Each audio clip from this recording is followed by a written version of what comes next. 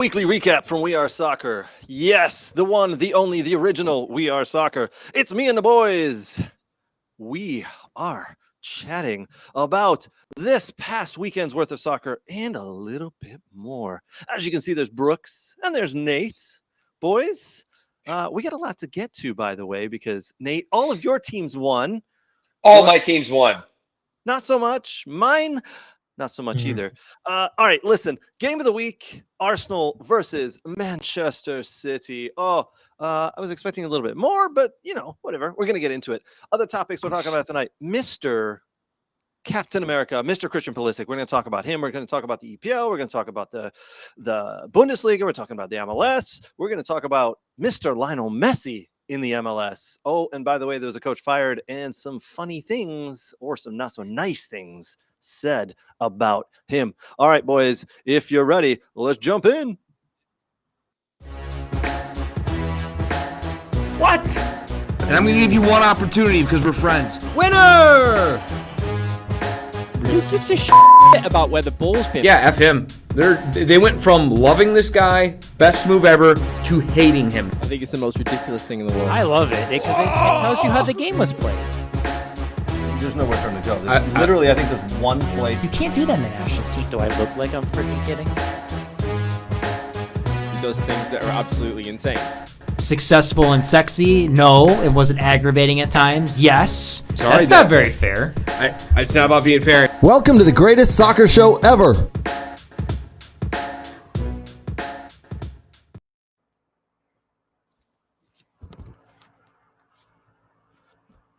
Having a small connection issue. That's always fun to deal with. All right, listen, we're going to jump in. It's Arsenal versus Manchester City. It is Pep versus Arteta. I love this matchup, but it can be boring sometimes. It can just be a little bit cat and mouse and a little bit meh. But game of the week, because these are two clubs that are going for it, and they could be at the end of the season at the top of the table, winning the title. Arsenal, can they get it done? They were down early. After 9 minutes, Erling Haaland did what Erling Haaland does. He scored again. In this goal, boys, the first goal of the game, Erling Haaland comes back, gets the ball with his back to goal in his own half, lays the ball off, and then he's off. If you can see, he outsprints 3 or 4 players, man. This guy gets on his horse. And then a nice, tidy little finish. That kind of, unfortunately, in my opinion, was probably the worst thing that could have happened for this game, Manchester City scoring early, because then Manchester City just decided they were going to sit back. They were going to sit back, ride out the storm, and see if they could win 1-0. They played counterattack soccer. They gave up 65% of the possession, tons of shots, tons of corners for Arsenal. And then Arsenal finally, in the dying minutes of the game, the 93rd minute, finally get a nice goal. Donnarumma, by the way, was all over the place today. He was awesome in the box. He came out and claimed every high ball. He came out and dominated his box. I think we saw some great work from him. I really did enjoy watching him, along with his back line of defenders, the way they high-fived each other and patted each other on the back every time there was a block shot or something happened. So, but this game was a phenomenal game. Not so much the quality, though, in the final third. It was just a little lacking, but that's what happens in these games with Arsenal and Arteta and Pep and Man City. Thoughts on the game, my friends? What you got? Two teams that were afraid to lose. Nailed it. Nailed it. It's what it boils down to. I just, I'll never understand. You score early. Why change the tactics? Keep going. Just keep going, and, unless there's a curveball that happens, like obviously red cards or, key player injury or something along those lines, I don't get it. I get game management, but at the same time, if it ain't broke, don't fix it. Just keep going, and it seems like you said, City then switched it up, try to play more of a counterattack, try to sit back.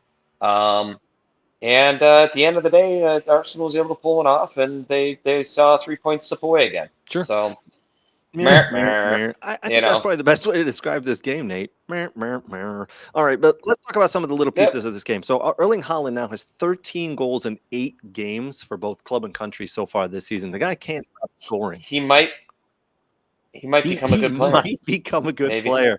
This guy is incredible. Might be He is. I mean, listen, for how big he is, and he does some of the little things. Like I said, on his goal today, he was the one who came back into his own half, got the ball, nice little layoff, and then he turns and runs. So it's a give and go in the end. But his delicate first touch and simple pass into the corner, a nice, clean, tidy little finish, another counterattack goal is really good. Arsenal, like I said, I was really impressed with their goal, their game tying goal, as they put the ball over the top. Usually a vertical run and a vertical ball don't work out. Either the back line or the goalie come and get it. This one was so weighted so perfectly that Martinelli he did a phenomenal job, because Donnarumma came out and got caught in no man's land. Probably the only mistake Donnarumma made today, and he gets, unfortunately, chipped on it. Overall, though, a fair result. I think 1-1 for both these teams. As you see, BX Gunner 81 saying there, Arsenal going for it. Someone want to tell the manager that? But Nate, you said it. It was both teams not wanting to lose, and I think they both understand that. A point from this game, the matchup against one of their biggest rivals in the league, that's fine. They'll wait for their rival to lose to someone else and see if they can pick up points there. I don't know. I don't like that. Neither do I, but it's become the tactic these guys. I like the pedal to the metal. Like, I'm the one who's gonna beat you. You know, live by the sword, die by the sword. So, I mean, that's almost, I don't know, like Liverpool-esque. 5 games, 5 wins. They're going for it. They're really going for it. They want all in. They might win the league again. You know, this year with all the Bundesliga players they picked up. They're a better squad.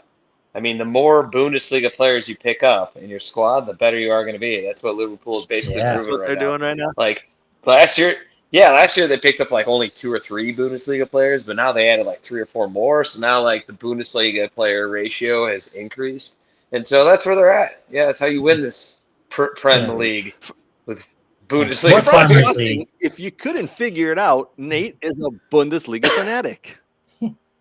What Farmers League? No This way. isn't a Farmers League. How no. Hey, you need to eat the crops, right?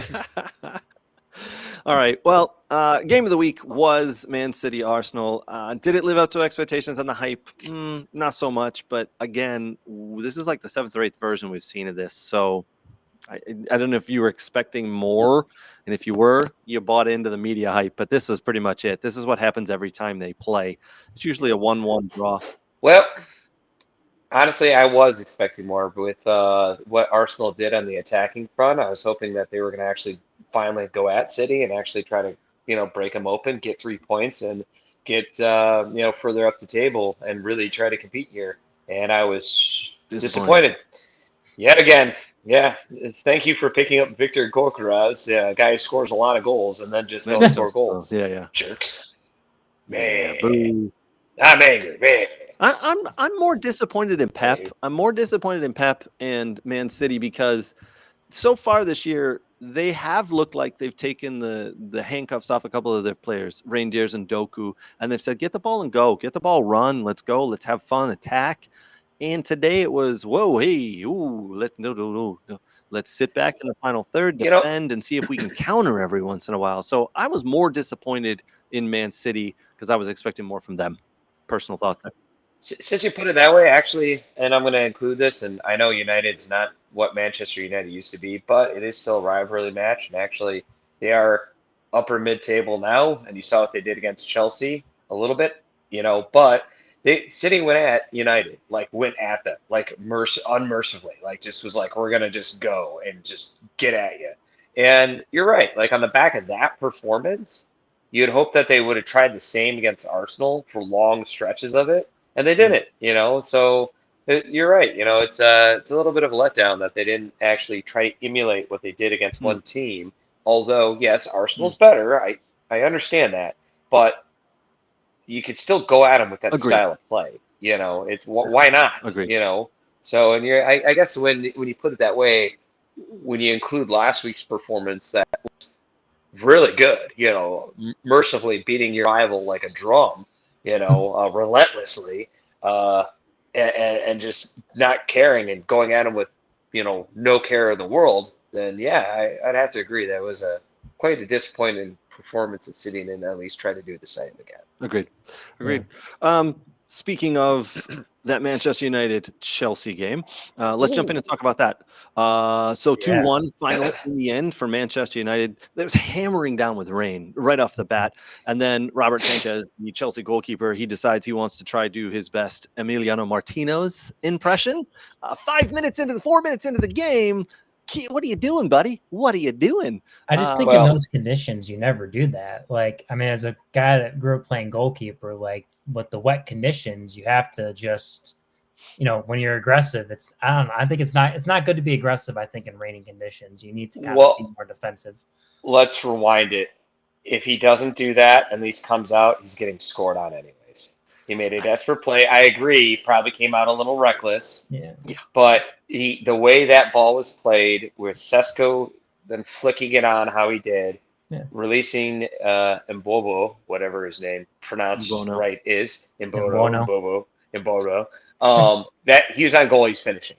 And I thought it was a great play. I thought it was brilliant by Sesko and how he did it. He's not really scoring goals, but he's combining and connecting, and you could see him starting to kind of flourish as a target forward. There was one moment in the game where they played another long ball, and he put it perfectly in his chest and just dropped it down and started playing. Unfortunately, because Casemiro is Casemiro, he wasn't able to finish the game. And by the way, when he got that yellow card, I was like, crap, this dude's going to get a red.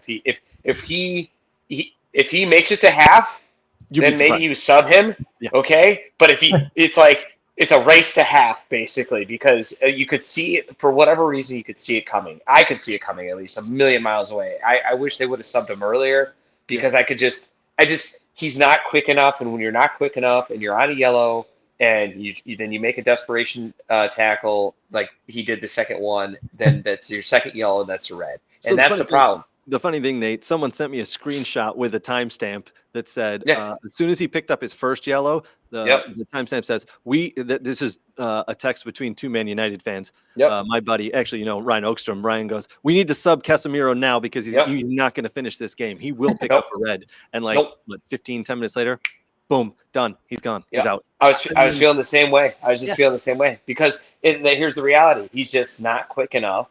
Right. And in a game like that, when you get a yellow like you did, then to me, it's like it's a recipe for disaster, because they're going to go after you, and then you're going to pick a red. So this game overall, I mean, United started off hot, by the way. Yeah. Even before the 4th minute, before the sending off, before Sanchez got sent off, they were going at it. They looked like they wanted to go hammer and tongs at this, and I was a little disappointed, because Chelsea so far this year have looked like a really good team, and then Sanchez comes out, and don't get me wrong. How do I say this?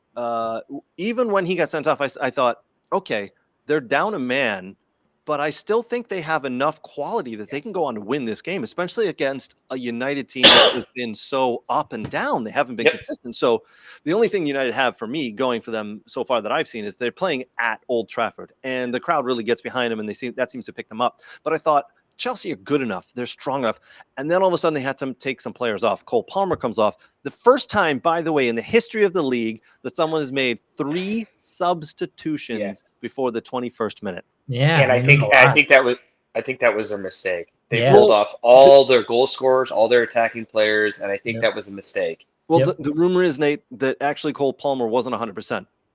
That's fine. I get Cole Palmer. They needed to pull him off because he had a groin injury. That's fine. I get Palmer, maybe one guy, maybe not him, or Neto, 1 or 2. But when you pull off all your 3 attacking line players, and I think that was the mistake they made, because had they kept playing even with them, and maybe still defensively, right, mind you, after Casemiro got his red, and now it's 10 men against 10 men, now it's a reset back to what you were. And I think the problem was they pulled off all their attacking players and kind of, went into sit-in, because they pulled on all defensive players. And then when it came even, they really didn't have the players to go back at them. So I think that was a tactical error by the manager, just kind of knee-jerking the way he did. Agreed. I think there were some mistakes made, but what I was really disappointed in Chelsea was once they went down 1-0, it seemed to, just really deflate them, deflate them. And then when the second goal went in, they had no ideas going forward. Listen, these are professional footballers. Whether you're a defender or midfielder, you should be able to go forward and have some ideas and thoughts about what to do to score a goal to get one back. Once the second goal went in, they were it's almost like they put their head down and go, let's just hold this to 2-0 and walk away. The last 10 to 20 minutes, if they finally came alive, I thought, and put some balls into the box and tried to get forward and had a couple of ideas. They got one back. They almost got two back, but one was called offside. The goal that they did score, I took a look at that, and I want to highlight a couple of things. The goal that got back is in the 80th minute. Man United allowed the ball to be crossed way too easy, in my opinion. They almost took their foot off the pedal at this point. And then the center back, Lenny Yoro, kind of stood still. De Ligt got caught moving forward, not his fault, but Lenny Yoro stood still, and Trevor Chalobah almost just out jumps him and puts the ball easily into the net. I get it. Lenny Yoro is a young kid. This is a learning lesson for him. He has got to start to learn that in these situations, that can't happen, because that was the 80th minute. There was still 15 minutes left in this game, and Chelsea, with a little bit of momentum, really could have put a second one in. And if the ball had gone in the back of the net and this would have drawn 2-2, oh my word, hell would have broke loose in Manchester. Another thing I want to say is, and I didn't notice it, obviously watching the game I had the sound off a little bit. And then when I turned the sound back on and started to listen to a couple of things, the fans didn't seem to really be into this one. And Graham Lasso, the announcer, one of the announcers, it was a color commentator, said I'm going to paraphrase, the Man United team could really use a little pick-me-up right now. This is after the first goal went in, after Chelsea's goal went in. Pick me up from the fans. Maybe they should start singing some of the classic chants to pick the team up and get them going.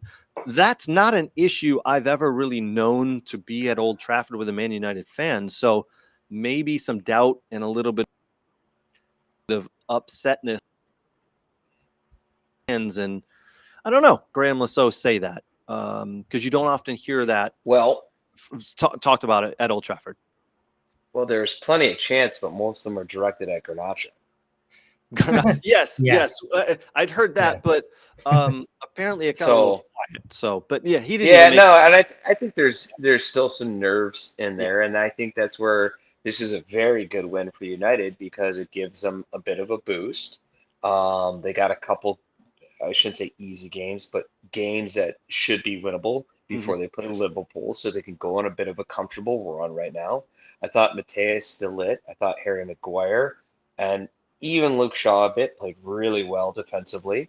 De Ligt was all over the place, had a bunch of in the box in the 18 saves, and really were strong defensively. See the criticism on Euro, maybe you don't sell Maguire, make him play a little bit, but we'll see when we get Martinez back too. That's which he should be working his way in the fold here.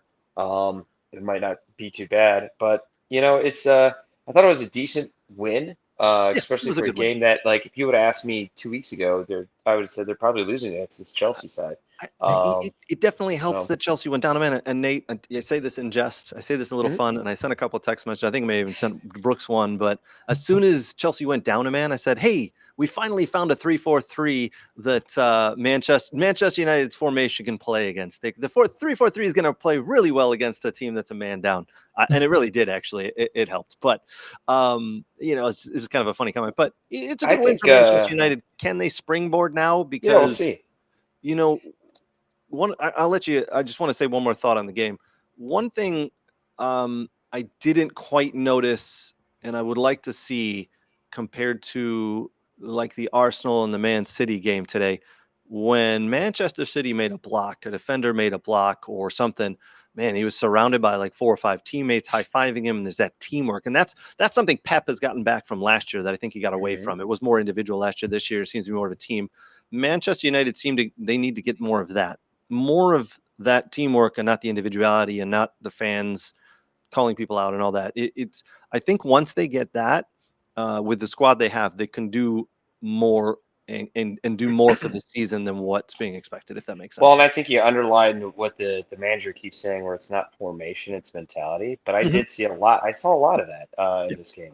I saw Luke Shaw getting into it and other players coming up and shoving and pushing. And then next thing you know, he's botting a guy out and tossing him to the ground. I saw Harry Maguire coming across the field for a tackle, sliding in.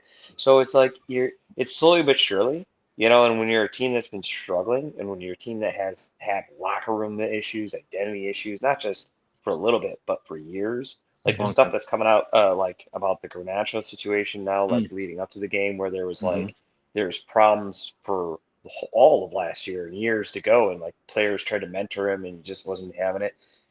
There's been issues across the board that have kind of killed the identity and chemistry, and I think they're now starting to try to get back to it. And I think that's what really had been, and I'm not trying to be an apologist for Ruben Amorim. I get the criticisms. It's hard to defend a guy when you're struggling, but you kind of have to look at it with an objective eye and go, yeah, that's what he's talking about when he's saying it's not formation. Like you said, it's more of this chemistry, this swagger, this mental strength that good teams have that that they're trying to get back in. Yep, 100%. We'll see. All right, let's we can talk about the Man United. We talk about Chelsea all day, but let's jump in and let's get to some of the other scores. Liverpool 2. Everton 1, Merseyside Derby. This is actually a really good game. I don't know if you guys saw this, but Jack Grealish, player of the game. He was incredible. Liverpool, they're just a force, just a force to be reckoned with. But in the end, they were holding on here. They were holding on to the lead, and it very well could have ended 2-2. Jack Grealish has become a man on a mission. Every single time he could get the ball and run at someone, he did. And he was running at a defender a couple of years younger than him.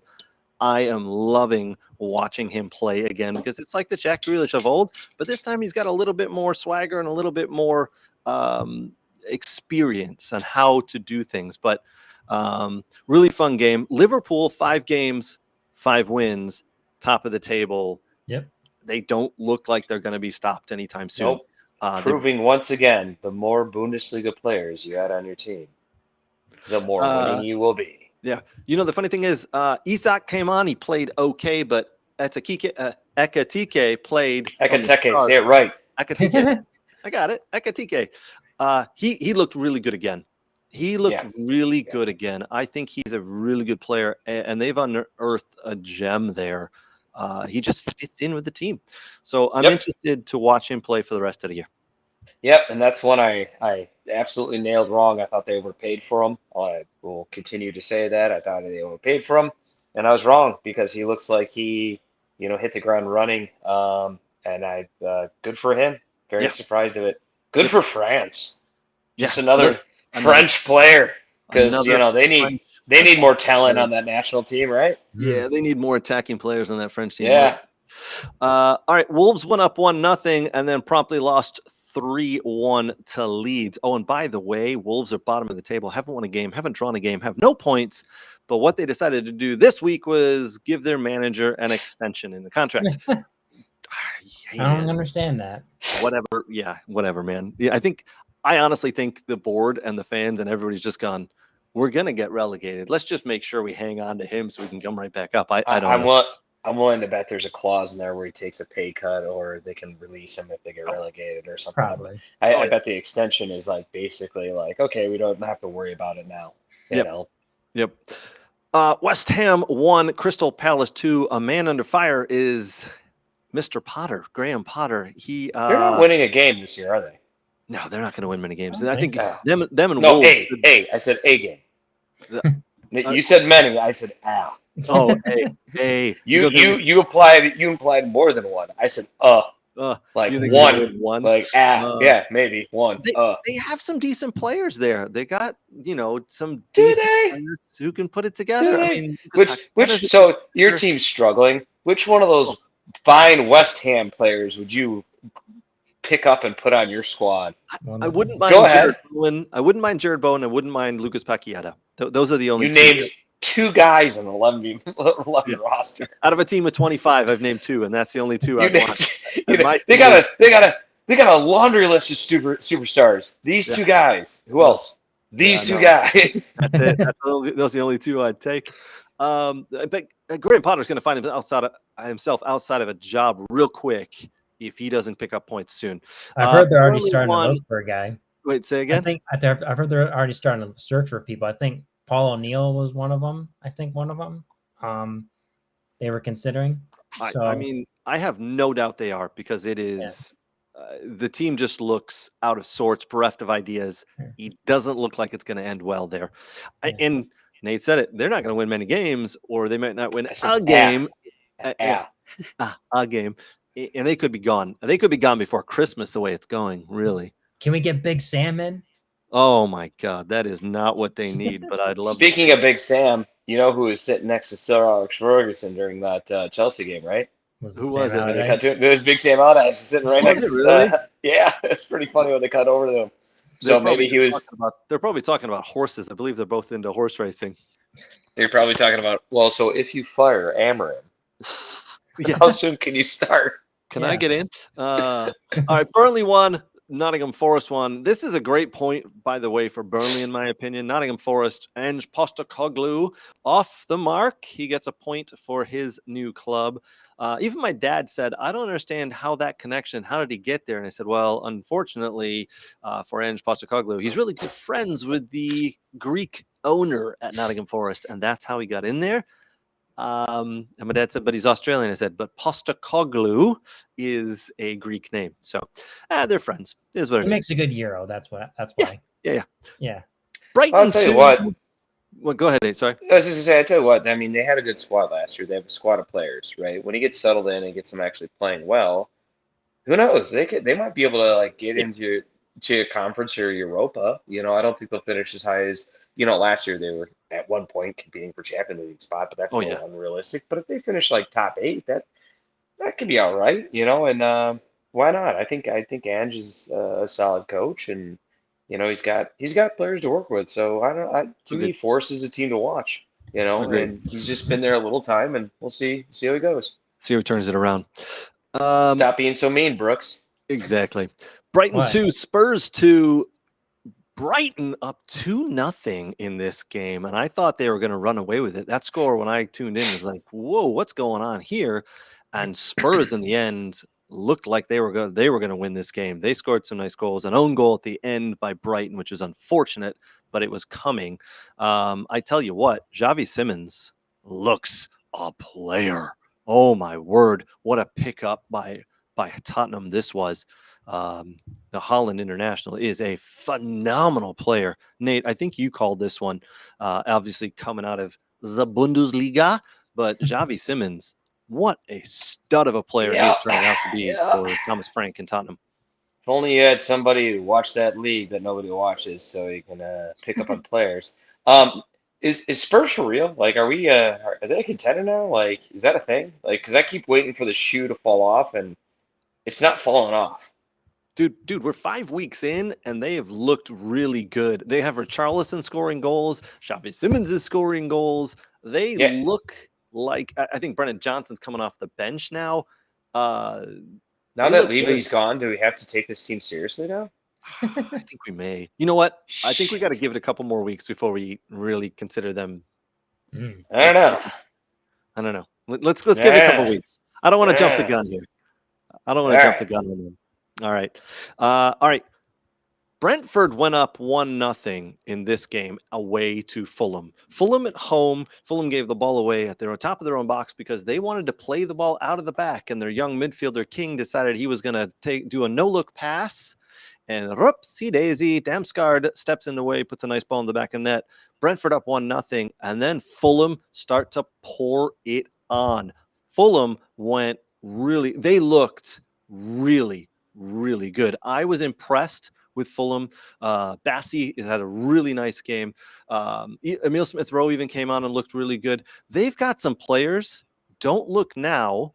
Fulham are a legit team, and they spent no money in this summer window. So it's really unfortunate for them, but don't look now because Fulham are coming up, and they could be contending for the top 10 in the European place at the end of this year. You heard it here. Bournemouth 0, Newcastle 0. Meh. I think that's points dropped for Newcastle personally.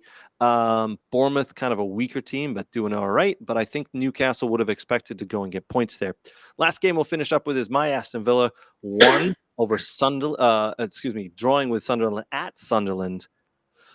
Fellas, Sunderland picked up a red card in the 34th minute today. Reynaldo, however the hell you want to pronounce his name, decided he was going to kick Matty Cash in the groin. VAR took a look, and absolutely the referee decided correct that, yeah, that's a straight red. You're gone. You can't do that. So and kicking players in the groin's a red card now? Well, when you're on the Game's gone ground and the soft. guy's Game's standing gone there soft. and you kick up with the studs.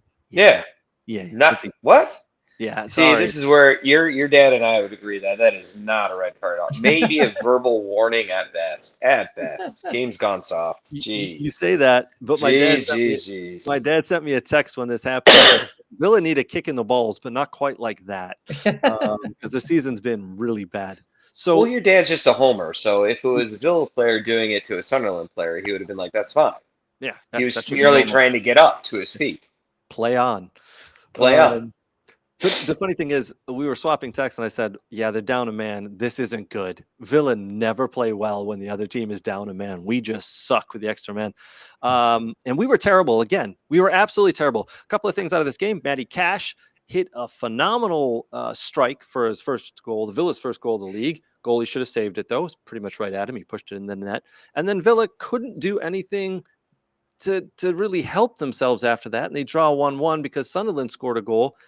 And if you didn't see this, at the end of the game, there was about 30 to 40 seconds left in the game. And Unai Emery, the Aston Villa manager, went over to the Sunderland manager, shook his hand, shook the fourth official's hand, and walked down the tunnel. He left the touchline before the game was even over because he knew what was he knew it was coming. And they asked him at the end of the game what was all about, and he said, "The lack of effort from some of my players. I am upset." He's pissed. Has he lost the locker room? I don't know if he's lost the locker room, but in the final third right now, it is incredibly bad. We can't put balls on net. We can't put anything into the area, to the dangerous areas. It's bad. I think the midfield's okay. The defense is all right. We seem to leak a goal every game, but whatever. We just can't score. In the final third, we have no ideas what we're doing. It's slow. It just looks methodical, like we're going through the motion. There's no real creativity. This is almost what Manchester City went through last year, where they could not score goals and then keep them out either. It was slow. It was possession oriented, but no real creativity and lacking in the final third. And that's what Villa are doing right now. 5 league games, 1 goal. It is poor. Yeah. I'm going to put up the table real quick here, boys. So what's the solution for Villa?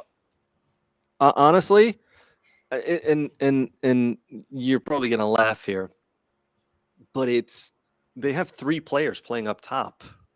And I think they need to take Watkins off, and it's Daniel Malen up there and Emilia Bundia, and let them play a 2 instead of playing a 4-2-3-1. Play a 4-2-2-2. Play the old Ralph Ragnick. Almost becomes like a 4-4-2 because there's just no space up there. They need to attack. They need to attack because when they win the ball, they just hold. Never would have thought you'd be a proponent of the 4-4-2.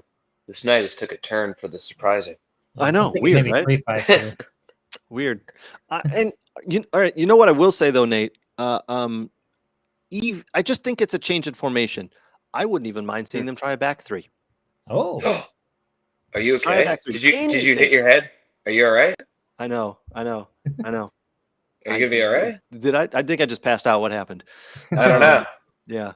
Anyway, Villa have got a lot of work to do. It is not fun watching. It's not fun being a fan right now, but it is what it is. Here's our table real quick, boys. I want to get through this. We got a lot of other stuff to get to. As you see, Liverpool, 5 games, 5 wins, 15 points. They are crushing it. Goal difference +6.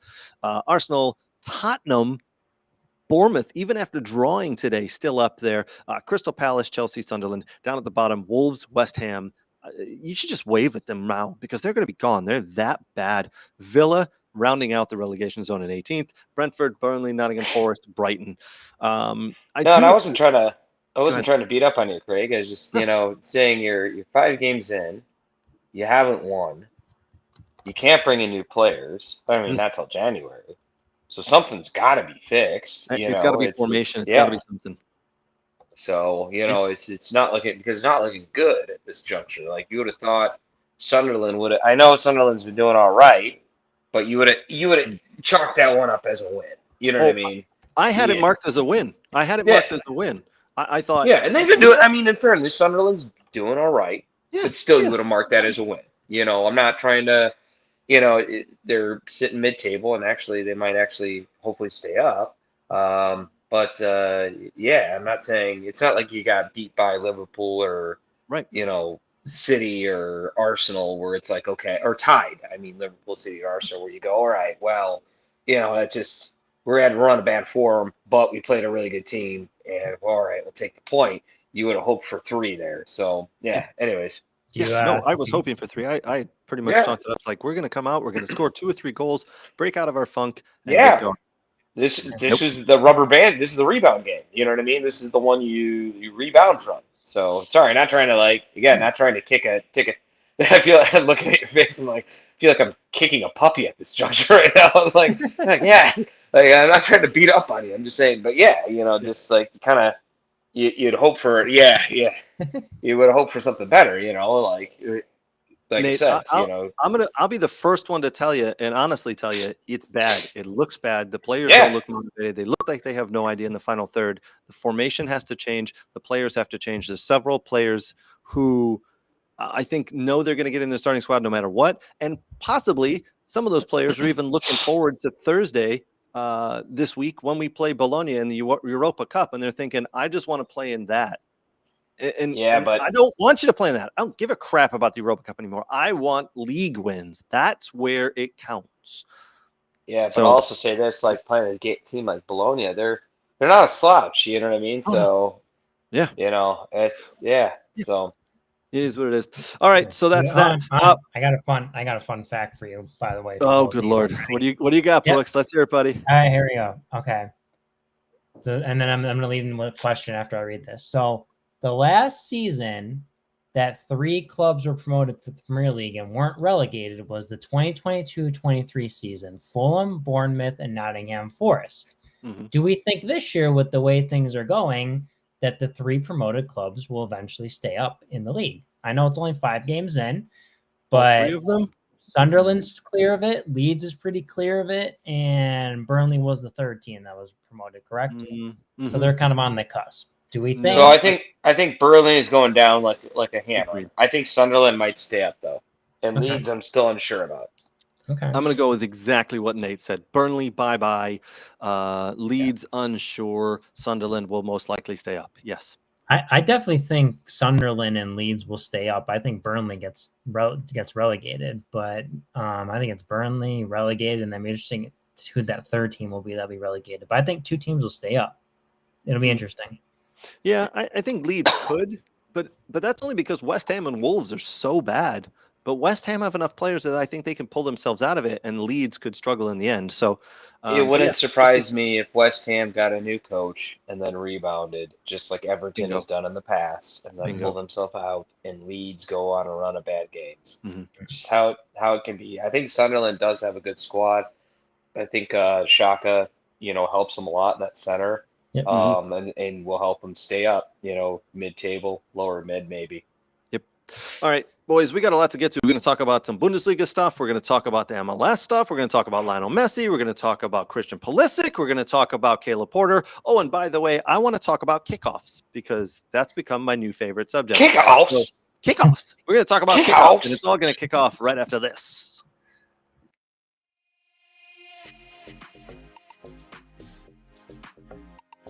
Hi, Brooks. We're at our favorite store, Soccer World in Rochester. We're just going to do some light shopping. Nothing big.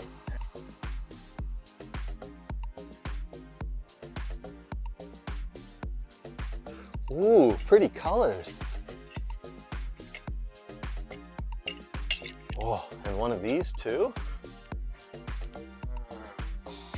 Ooh, Germany. Nate would like this. Hey, Brooks, look at all these. Look what I got.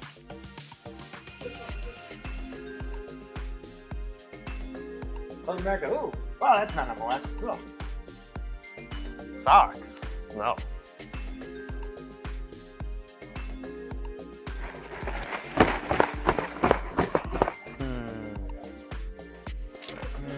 Ooh, a ball pump. Next in line. Sir, you're next. Right. That's a mannequin. You know that. Huh? It's a mannequin. Oh. Sorry, sir.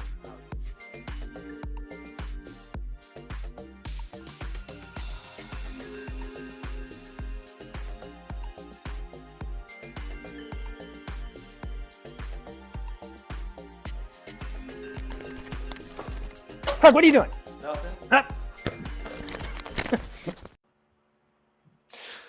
All right, fellas, welcome back. I do want to say, before we forget, a big thank you to our partners. A big thank you to Soccer World. As you saw there, you can get all of your soccer gear needs at one of the 3 Metro Detroit locations or online at soccerworld.net. Big thank you to our other partners, Next Level Training. They are the best trainers in the country, hands down.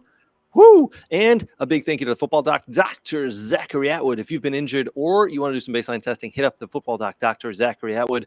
Big thank you to the Michigan Jaguars, MichiganJaguarsFC.com for more information on one of the greatest clubs in Michigan.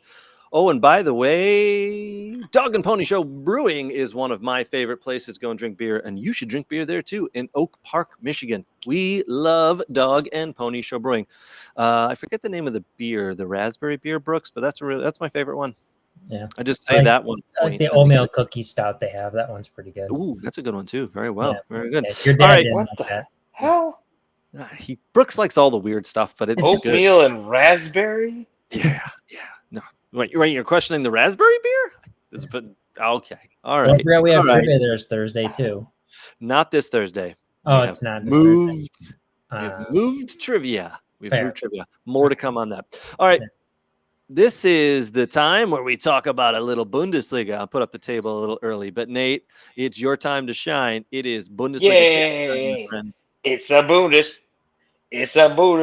chat time. It's a Bundesliga. It's a Bundesliga chat time. It's a Bundesliga chat time with Craig and Brooks. Brought to you by Dog and Pony, because I am wearing the Dog and Pony shirt. Look at that. There you go. Yay! Nice. They're like, we didn't sanction this. Now we're suing you. Shit. My bad. Anyways, so what do you want to hear? Yes. We're going to kick it off Friday. Stuttgart versus St. Pauli, which I told you St. Pauli was a team to watch, right? They're very fun. Mm-hmm. James Sands played another 90 minutes. He's a 90-minute regular now for that team. I mean, he's came back from injury and he's not subbing off. And Stuttgart came out and they came out hot and they really took it to Pauli and they decided to have a near offside goal where like a toe was just like barely offside. And then they decided to miss a PK and you're just like, wow, nothing ever is going to go in. And then Dimitrovic got a ball inside the 18 and 5 yards out from the goalkeeper, chipped him. And It was awesome. It was just straight awesome. Stuttgart ended up rounding that out 2-0 against St. Pauli. Really looking good, to be honest with you. And the nice thing is, you know, they have like 3 new players that played that game. Balal, who came from the Premier League, I believe Brighton.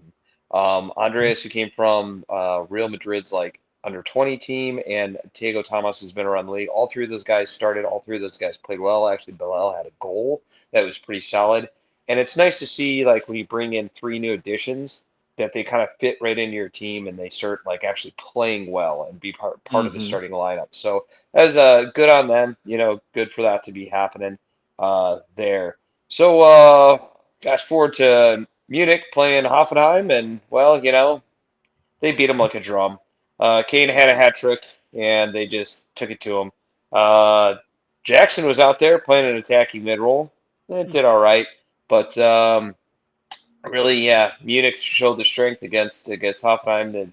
Hoffenheim doesn't have much to compete against when it comes to a team like that, and it showed. So good old 4-1 on them for that. Funny game, which was Union Berlin versus Frankfurt. Frankfurt went up, and then Berlin with the Scottish masterpiece. This guy who's been kicking around the league actually ended up putting a hat trick, and they actually pulled off an exciting 4-3 victory against Frankfurt, which is very good for Berlin on that one. Leverkusen versus Gladbach. 1-1 draw. Two new coaches trying to fit in. Tillman. I enjoyed this game. Yes. It was a Go good ahead. game. Tillman had a great goal. He's now 3 games, 2 goals. He got man of the match, played 90 minutes. Joe Scully played 90 minutes. I thought Gio Reyna played really well.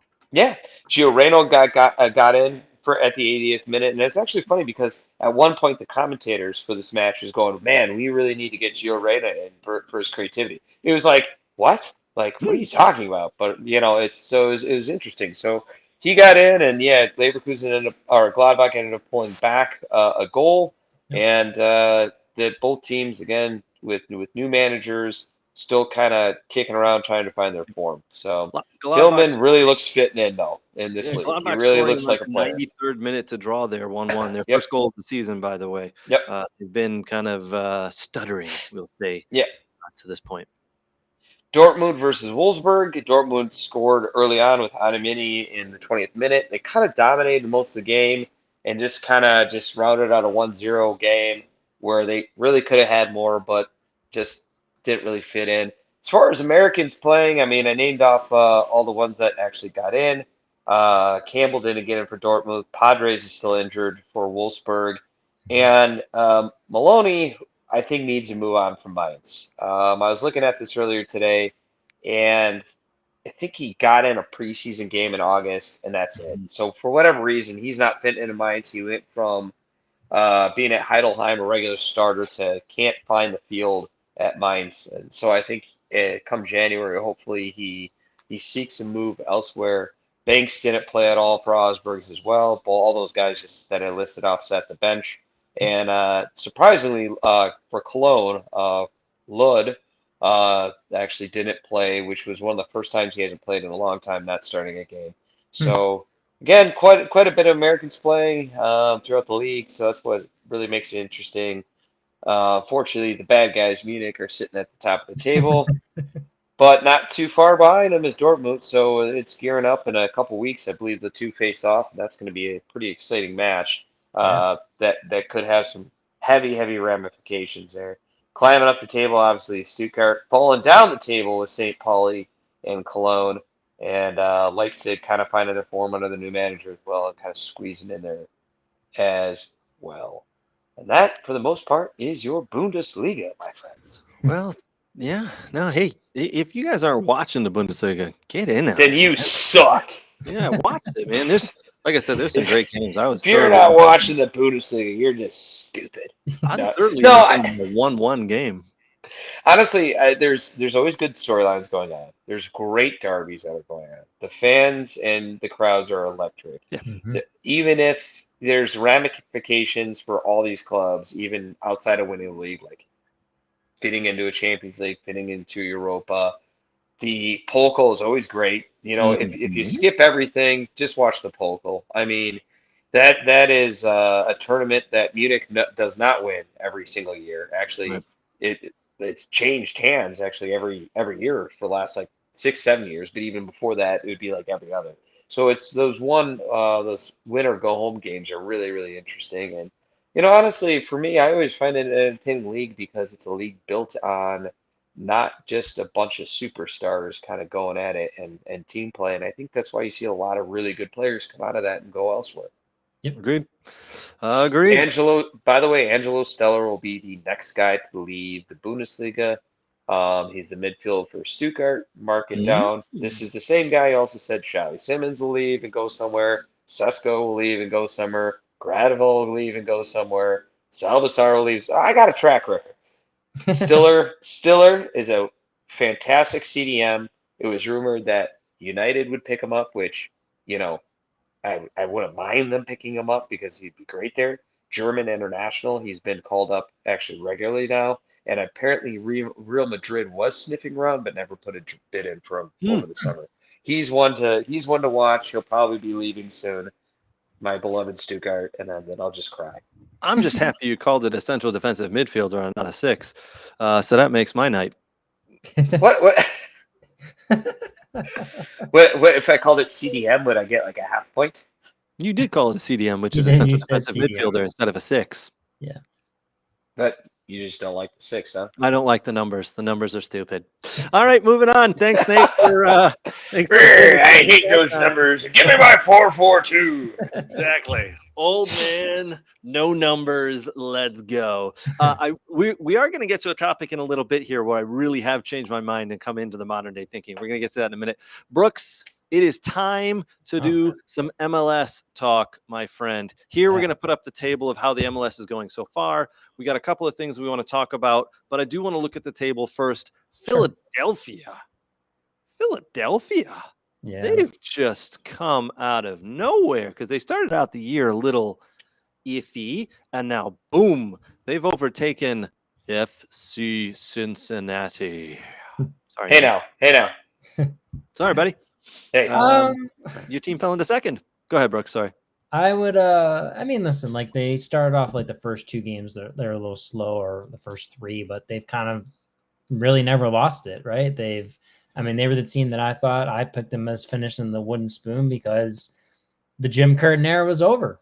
It was over. It was so successful. Like, how quickly would a new coach come in and turn around and, want to keep the same players and want his own players? And with that club, you have to play young players because the upper front office forces you to play them because they want to sell them on. And, so, I mean, credit to Bradley Carnell that came in and, obviously he was fired at St. Louis City.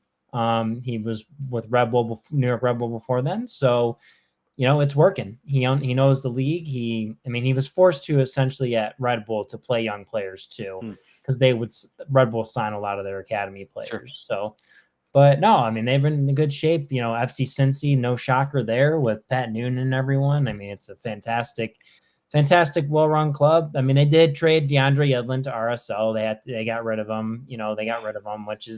But it was time. I think he seems to have lost his step, right? So he's made his way from Miami. He went to Cincinnati. Now he's been moved on again. It seems to have just lost his step, and that's it. All right, Brooks. But did you see who they picked up in replace of Yedlin? Well, not replaced in the same position. Brenner, the goal scorer. They brought back the Brazilian, and he's I think they did that as a insurance come playoffs to make sure they got enough attacking players. So we'll see for sure. I may be at the next game this Sunday. I may be there. Okay, interesting. Maybe there. Interesting. Maybe. All right, Brooks. Looking at that Eastern Conference. Listen. There's a couple of surprises there. I love that Charlotte is up there. I love the fact that they're up there in third spot. It's nice to see Nashville back into the top half. Chicago Fire, by the way, have started to climb a little bit. What sticks out to you in that Eastern Conference specifically? Well, first let's establish this as I'm looking right now on the MLS website. So 11 to 15 are officially eliminated. So New England, Toronto, Atlanta, DC United, Montreal are all eliminated right now. They cannot make the playoffs. The only team that has a chance is the Red Bulls in 10th. So it's, I don't know. Columbus has fallen off a bit. They were always in the top 5. They're struggling a bit here, it looks like. 1 through 4, Philly, Cincinnati, Charlotte, and NYCFC have already clinched playoff spots. Obviously, they could be a little shifting between some of the other, if you get like a first round bye, or you got to play in the the play-in game, or or the 3-game series they play now in the MLS playoffs. Listen, I thought Greg Berhalter could turn around Chicago Fire. I never liked him as the national team coach, but I think he's always been a decent club coach. He gets teams into playoffs. He makes them, difficult teams to play against. But it's good to see the fire back in there. We'll see what Red Bull do. But Listen, man, 13 wins, 6 draws, 11 losses, 45 points. That's not in the first season. That's nothing to sniff about. He's doing all right. I think he's done a nice job there. Yep. In just getting into the top half and into the playoffs. It's good for him. Yep. For me, the Eastern Conference, the failures are Atlanta and New England. I thought they would be pushing much more. Toronto, Frazier was his first year. The Italians, he had Insigne and Bernardeschi they were bad eggs in the locker room. They didn't get along. There was friction amongst guys. So Toronto's got to figure that out for a team that always liked to spend a lot of money, and it was always usually one of the top, to mid-level teams in the Eastern Conference. So, for me, New England and Atlanta are shockers. We'll talk about the Caleb Porter situation here after we go to the table. But, the hiring of Caleb Porter to me never made 100% sense. Especially because how we broke up the team and what happened after after all that. And again, we'll talk about it more in the Caleb. I say we'll talk about that in a minute here. Why don't we finish out what we got going on the conference, the Western Conference there? Yeah. So the top 4 again have clinched playoff spots. So San Diego, Vancouver, Minnesota, LAFC. I think Vancouver being the surprise. I think Thomas Mueller is just another great addition. Late addition they added, and I think he'll be a phenomenal player for them. Heung-min Song has been phenomenal for LAFC. He had a hat trick, I think was the last game or the game before. So those guys are doing well, and they're making a difference. I know people retirement league kind of like this is their last go around, but they're still making differences. It's not like, kind of when Lampard and Gerrard came over, they were kind of done. They weren't doing a whole lot. Pirlo was so for NYCFC. But Mueller's an impactful player. He's a good locker room guy. Same with Son, and that's the guys you need if you want to make playoff pushes. And then I got to break in and point out, listen, man, San Diego FC are pulling a St. Louis from 2 years ago, right? St. Louis is coming into the league, and all of a sudden they took off and won most of the games. San Diego FC are doing the same. I thought, brand new team here in the league. They're not going to do very well. Good Lord, 31 games played, 17 wins, only 8 losses. Yeah. They're leading the way. I mean, they've still got a chance at winning the supporter shield, right? Yeah, they do. Because Philly's only 3 points ahead. They can do it. I mean, credit to Mikey Vargas. I mean, I don't think much. I mean, he was a youth national team coach, 18, 19, 20s. Some say he could eventually, maybe not the next cycle after Pochettino if he doesn't return and there's another coach, but maybe a couple cycles later, maybe he'll be eventually considered for the national team coach. It seems they got the right players. They're clicking, and he built a good program, and that's his first really professional, head coaching job. So that's pretty good there from Mikey Vargas. The 2 teams at the bottom, SKC and LA Galaxy, are eliminated. I don't see Kerry Zavagnin probably sticking around SKC. I feel like they will just completely redo or reconfigure what their plans on how they want to move the club forward and what they want to do. And we interviewed Peter Meese, and I got to speak with him a little bit. I mean, listen, he did a phenomenal job transitioning Kansas City in, when they went to Sporting KC, and then he was there for a very long time, and he did a phenomenal job.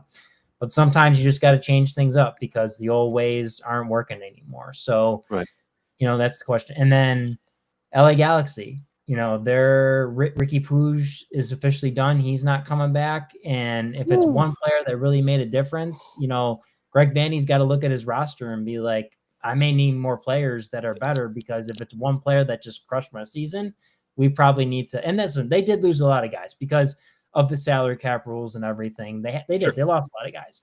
But for me, Greg Vanny needs to turn around next year. And I know you just won an MLS Cup, but that doesn't mean that in this next year after this one, that you're not in the hot seat. So you win 4 games after winning the MLS Cup. I mean, there's something that just went wrong. I get it. Your leading goal scorer, your leader of the locker room has gone down injured now for the year, but 4 games after winning an MLS Cup, that's incredible. That's like, I mean, if you think about Liverpool last year, that'd be like them not winning a game so far this year. It'd be Aston Villa type stuff. But like that's an incredible turnaround in a bad way. Yeah, for them. it's bad. And Greg Vanny, I probably by the skin of his teeth, he's hanging on to a job only because he won the MLS Cup last year. Yeah. He starts off next year. I'm assuming they're going to give him 5 to 10 games, and if it looks like it's going to head direction that this year had, he gone. Yeah. Oh yeah. I mean, it'll be interesting to see. We still got, St. Louis will probably get eliminated, but you have RSL, San Jose, and Houston.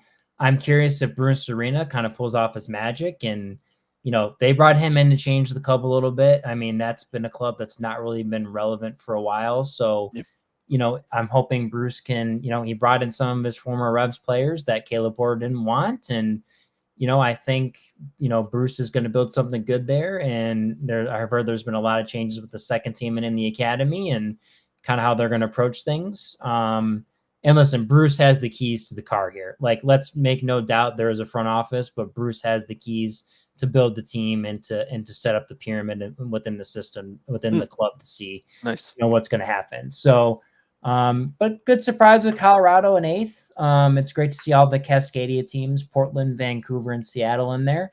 But yeah, the West is still open. And the East seems to be only one team left with Red Bulls that are possible to qualify for playoffs. But the West is still open, and it's going to be an exciting end of the season here. Yep. All right. Well, with the Eastern Conference the way it is, New England officially not going to make the playoffs. They fired Caleb Porter. Now, Brooks, you were telling me this week there's some things that have been coming out, and we're going to put this quote up here. This quote came out from a former player at New England who was under Caleb Porter. Nobody loves him, and he forgets that we have family and our people. Brooks, there are things that are coming out that apparently nobody likes working with Caleb Porter. Now, when you're winning, hey, everybody loves working with you. But when it's not going so well, these are the type of things that come out. What can you tell us a little bit about Caleb Porter, the situation, the players, the things that have come out here?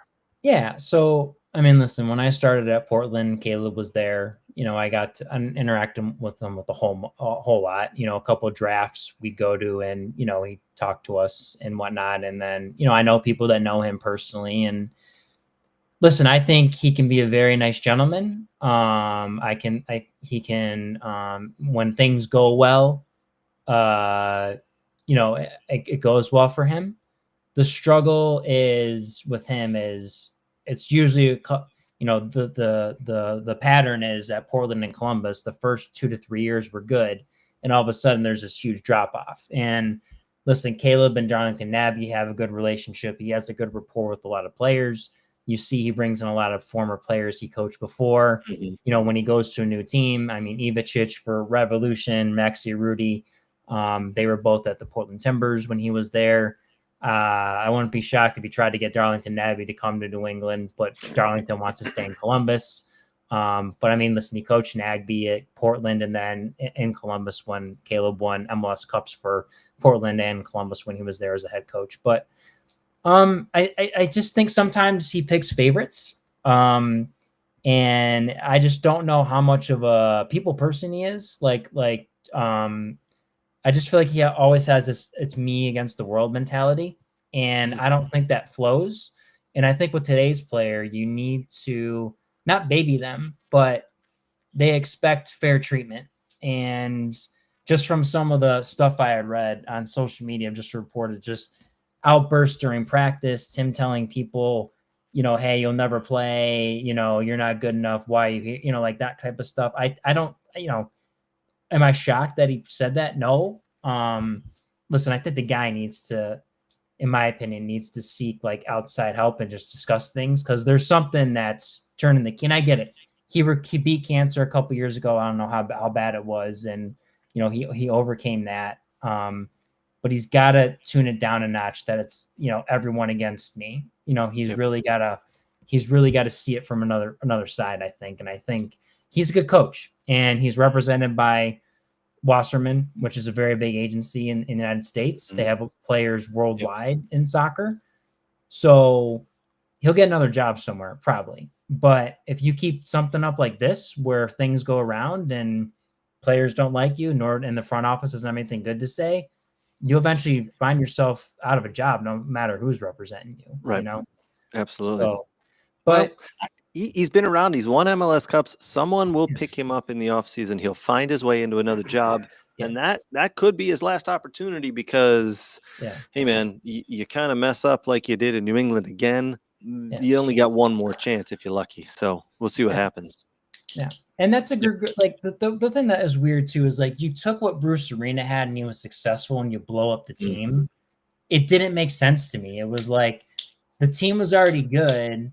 And then the incident with Bruce happened, unfortunately, and Bruce got kicked out, and then the interim head coach. Like, there wasn't a team you really had to blow up and rebuild. That's what didn't make sense to me. I don't understand why, you know. And as we know, DeJuan Jones, a quality and humble guy like him, you know, it was weird when DeJuan leaves, and I'm like, you know, because I think, you know, he loved New England, he wanted to stay there, but he goes to play for Bruce, and then Ian Harkes jumped ship over there, and Mark Anthony Kaye joins San Jose, and then reversal. Some of the San Jose guys jump over to New England, like Jackson Ewell and whatnot. And, you know, some guys maybe Caleb just a little more familiar with when he was coaching against, but it was just weird how everything started to work. And I was like, it sounds like there must be some friction amongst Caleb and the players, or he said something and it just didn't start off well. And it didn't start off well, and it sure didn't end very well, it sounds like. So,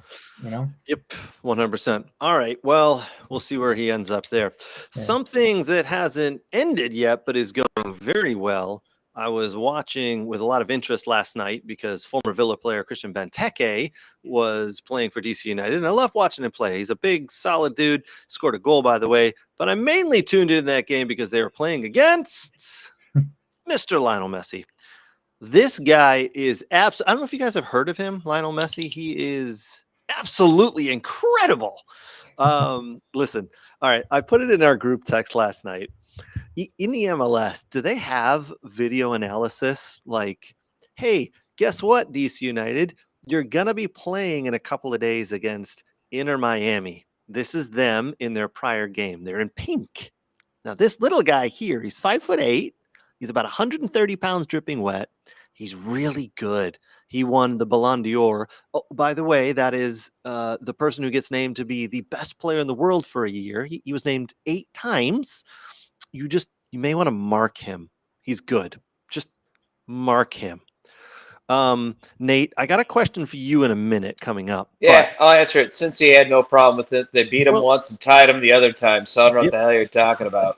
But nobody else in the freaking league can figure out that this guy can do this. He scored 2 goals last night. We got a good coach. I don't know what to tell you.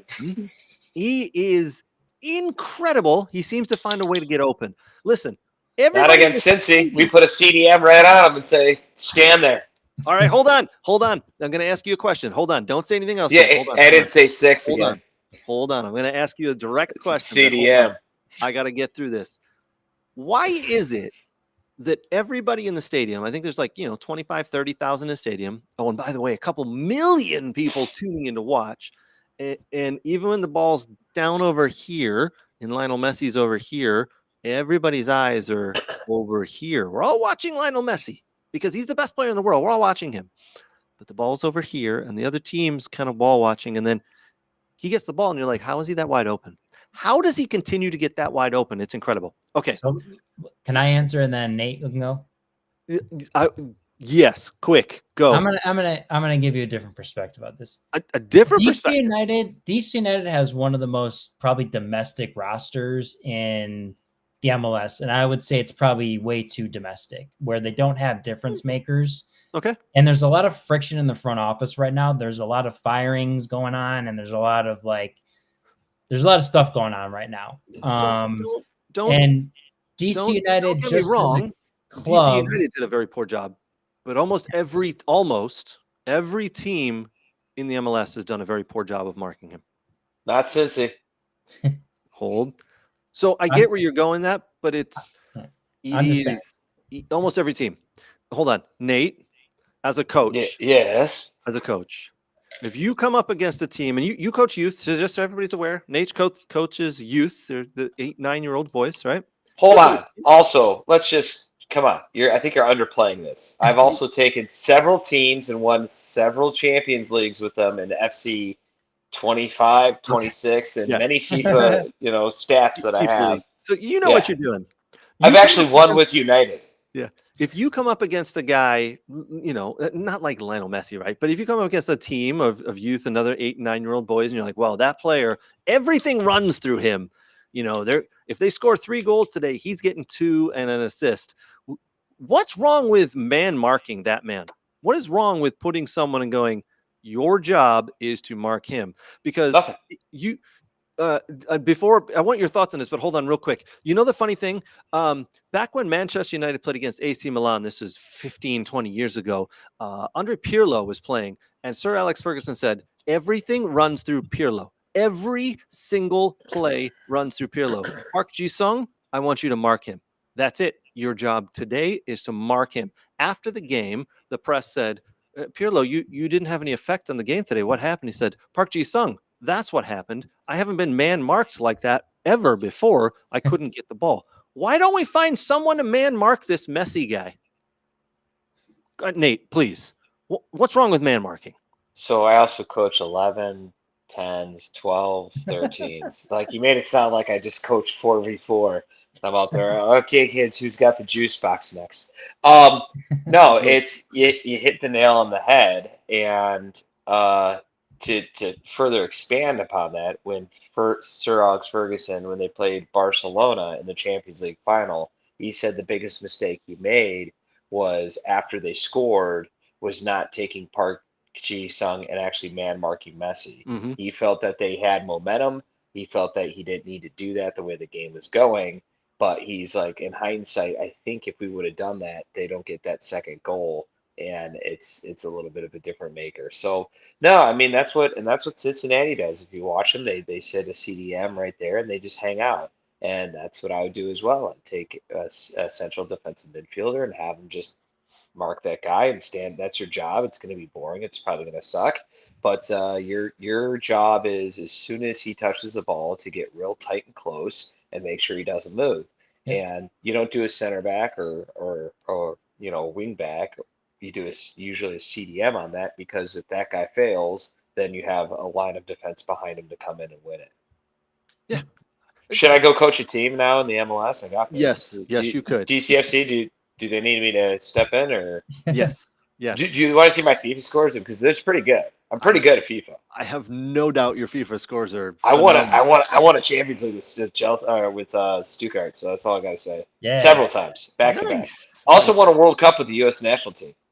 Nice. Ooh. Yeah, we need to get you. We need to get you in. Brooks, I want your thoughts. What is wrong with MLS? Why don't they do that? I mean, listen. Okay, we've been through this. He's been in the league. Hold on, stop it. You've watched one game and you're like, no team ever does this ever. And Brooks clearly outlined it that DCFC is really poor, and that's why it didn't happen. But yeah, no, for sure. No. DC United, not DC. Sorry, DC United. Yeah. But I've watched a lot of games this year. No one man marks him. I'm telling you, Cincinnati does. I said it as a joke, but I'm being dead serious. They do, yeah. Nate's 100% And someone correct. next to him. If he moves this way, you go this way. He moves this way, you go this way. If he goes to the bathroom, you help him wipe his ass. Sorry. You're handing him the toilet paper. Go where that man goes. Don't even watch the ball. Watch him. And if you put a 22-year-old athlete on him, he's 38 years old, for Christ's sakes. Why are we not man marking this guy? No, I think Nate said, since he does, I think there are clubs that do. I just think he does an extremely good job of just pulling. He's just a very smart player. He pulls people out of positions, and then he waits and waits and waits, and then kind of like a lion, just jumps and prays on his kill, and that's when he goes and scores goals. He finds the ball in the box or whatever. But there are a lot of clubs that do and they do their work, they do their analysis. But again, this is a season. Don't forget, in MLS, where you just have to do enough to make the playoffs. And then when you get into the playoffs, then you start to change it up and do a little more. So then you can win MLS Cup. Don't forget that. So All right. Let me put it into a frame of Craig that Craig will understand in this live Okay, show. now. Hey, Craig, remember when my team played your team? Yes.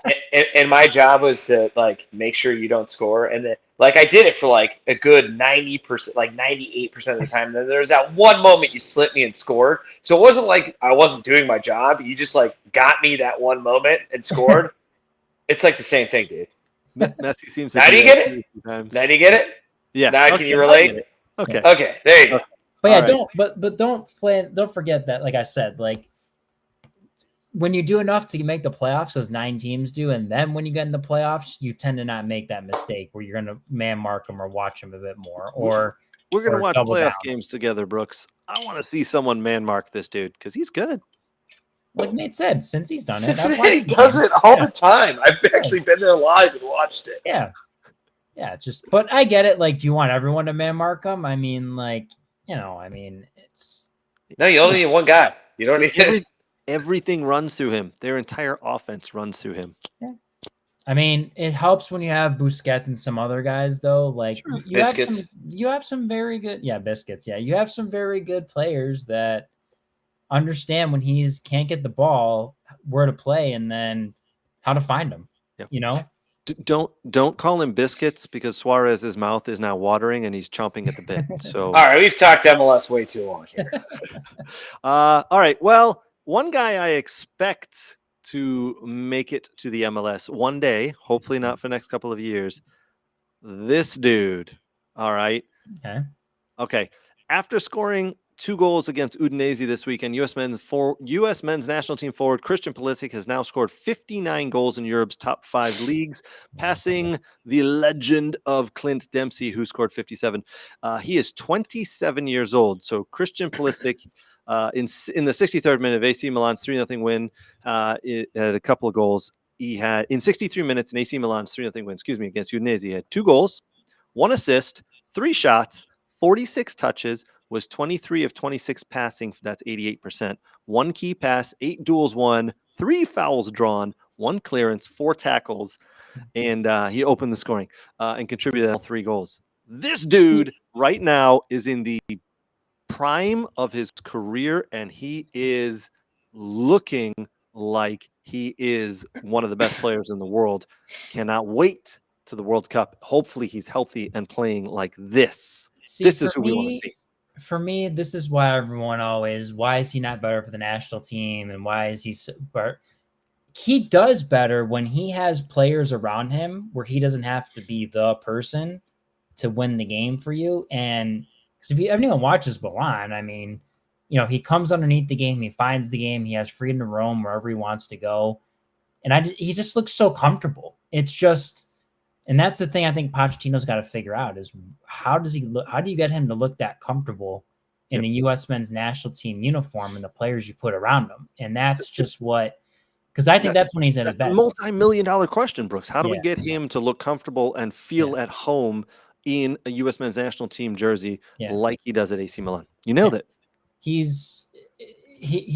I mean, you almost assume he's like the American Messi for us, to be honest with you, the way he plays at Milan sometimes. It's off the ball movement. It's just finding the pockets and playing quick and picking up, garbage in the box or scoring from distance at times. But it's great. I mean, I encourage everyone to watch AC Milan if people haven't watched a lot of him in the Serie A. But, it's great to see that he passed Clint Dempsey. It's great to see that he's done this well as an American player. And if anyone that's watched the documentary on Paramount Plus, I mean, he wants to be, I don't know, a symbol is probably not a great word for it, but he wants to be, someone young Americans can say, hey, I have the potential to do this if Christian Pulisic did this. And I think that's a great way to look at it. And it's possible for the American player to be successful in Europe. It's just we need chances, and it's got to be in the right environment, So, well, it's great to see. I love watching Christian Pulisic play, especially, I'll use that word again, when he's comfortable. Because when he's comfortable and he's having fun, he is a top player. And in a Serie A game this weekend, he scored 2 goals, had an assist, and was the best player on the field, bar none. So, great to see. All right, boys. I think that's going to wrap us up. Before we do, though, I do want to say a big thank you to our partners out there. Big thank you to Soccer World. Big thank you to Next Level Training. Big thank you to the Michigan Jaguars. Big thank you to Dog Pony Show Brewing. And to the football doc, Dr. Zachary Edwood. Fellas, it's been another fun night. Lots more soccer coming up this week. We'll do it again next weekend. Nate, maybe you'll be here. Maybe you won't. You might be in Cincinnati. Who knows? We'll see. Probably will not be here. I probably will be in Cincinnati or driving back from Cincinnati. So that's He'll be doing it live from his car. We just there's a pre-CNL tournament and it ends and we might stay and see the 7 o'clock on the game. There you go. Well, enjoy, buddy. Have fun. That's going to wrap us up for the night, fellas. Thanks for joining. People out there watching or listening, do us a huge favor. Give us a like, give us a subscription, give us a share. Do that little bell thingy here. Wait, no, I think it's over here on the YouTube channel. Click that little thing. And if you're watching or listening on a podcast like Apple, iTunes, give us 5 stars. It means the world to us. Fellas, that'll bring us to a close. Thanks for joining. We'll talk next week. Cheers. Prost. Cheers.